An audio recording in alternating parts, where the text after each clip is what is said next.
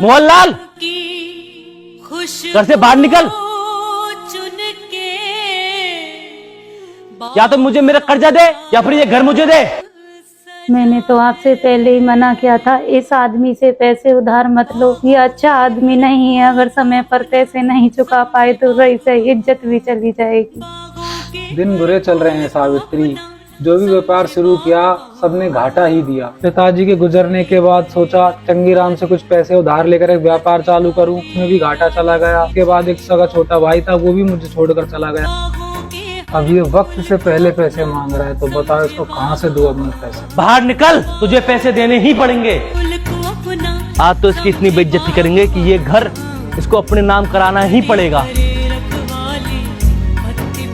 अरे सुन रही हो कैसे भैया के लोग कपड़े फाड़ रहे हैं? बिना सोचे समझे लोगों से उधार लेंगे तो यही हाल होगा। आज मैं बड़ा खुश हूँ। पूरे 1 लाख रुपए लाया था, 10 महीने हो गए, देने का नाम नहीं है। बाहर पूरा मोहल्ला खड़ा होकर हमारी हंसी उड़ा रहा होगा। हे भगवान, ये दिन दिखाने से पहले तो मुझे मौत ही दे दे तू। अरे तू बाहर आ रहा है या फिर मैं अंदर आऊँ? तू देखती जा आज क्या ड्रामा होता है। बड़े ही लाड साहब थे, मुझे थप्पड़ मारा था ना उन्होंने, तो आज उनके साथ में यही होगा।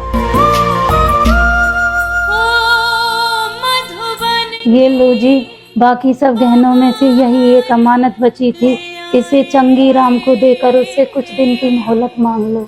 मौसम री तेरी ते हाय, मौसम री तेरी ते। क्या हुआ, तुम खुश नहीं हो?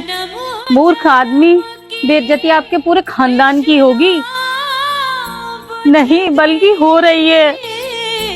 वो 2 टके का आदमी आपके भाई की बेइज्जती कर रहा है और आप खड़े खड़े देख रहे हो। बड़ी अजीब बात है, आप उस पर हंस रहे हो।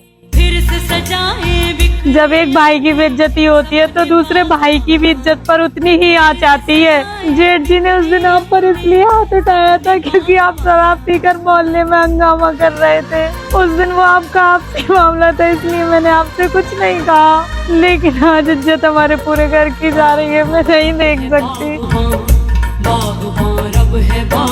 नहीं सावित्री, ये तुम्हारे सुहाग की निशानी है, मैं इसे नहीं ले सकता।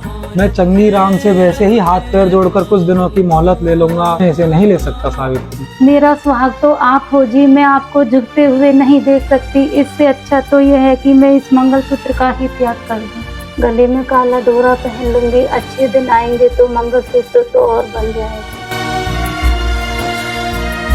तुम ठीक कहती हो, मुझसे बहुत बड़ी गलती हुई है, लेकिन अब तुम ही बताओ क्या करना है। करना क्या है, आप भी एक लट उठा लो, मैं भी एक लट उठा लेती हूँ, देखते हैं वो कितने बड़े सूरमा है। चलो ठीक है, अलमारी में 1 लाख रुपए पड़े हैं, उन्हें भी लेकर चलो।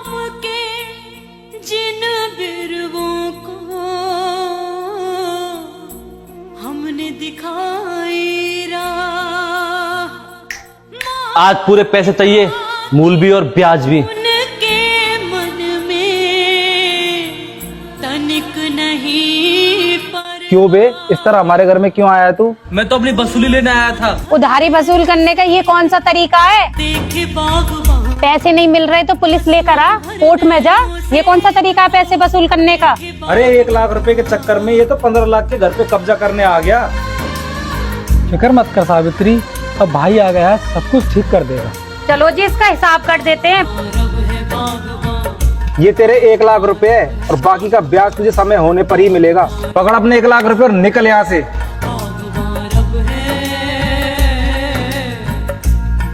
तेरा ये एहसान मैं जिंदगी भर नहीं भूलूंगा छोटे। मुझे माफ कर दो भैया, मुझे तो 3 साल पहले ही आ जाना चाहिए था जब आपका व्यापार डूब रहा था। मैं तो आज भी आपसे राजी नहीं था। अगर एहसान मानना है तो अपनी बहू का मानो, जिसने मुझे सोए हुए को जगाया। किसी ने ही मुझे बताया कि अकेले भाई की इज्जत नहीं, पूरे खानदान की इज्जत जा रही है। सोचे बागवान, बेटा, मैं तुम्हारे माता पिता को प्रणाम करता हूँ जो उन्होंने तुम्हें ऐसे संस्कार दिए। बागवान